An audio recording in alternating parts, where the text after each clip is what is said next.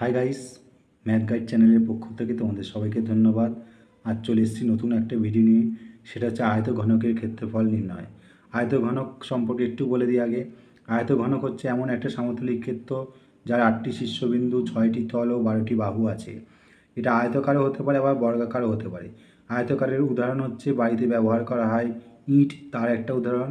আর বর্গাকারের উদাহরণ হচ্ছে যে সন্দেশের টুকরো বা পিস থাকে তার উদাহরণ, বা লুডুর ছক্কার উদাহরণ। তো এর বার করতে বলছে ক্ষেত্রফল। ক্ষেত্রফলের দৈর্ঘ্য দিয়ে দিয়েছে 10 সেন্টিমিটার এইটা, প্রস্থ দিয়ে দিয়েছে 7 সেন্টিমিটার এইটা, আর উচ্চতা দিয়ে দিয়েছে 8 সেন্টিমিটার এইটা। তুমি 7-এর জায়গায় উচ্চতার জায়গায় প্রস্থ, বা প্রস্থের জায়গায় যদি উচ্চতা লেখো তাতে কোনো অসুবিধা নেই, অঙ্কে কোনো ভুল হবে না। এবার আমি ক্ষেত্রফল নির্ণয় করবো। আগে 6টি তল, আগে তিনটে করে বার করে নিই।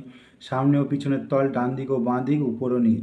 সামনে ও পিছনের তলের ক্ষেত্রফল 10 × 8, এই 10 × 8 এই তলটা, ইন্টু 2, যেহেতু দুদিক আছে সামনে পেছনে তাই হচ্ছে 160 সেন্টিমিটার স্কোয়ার। এবার করবো ডান দিক ও বাঁ দিক। ডান দিক কোনটা? এইটা। বাঁ দিক কোনটা? এই বাঁ দিক এইটা, ডান দিক এইটা।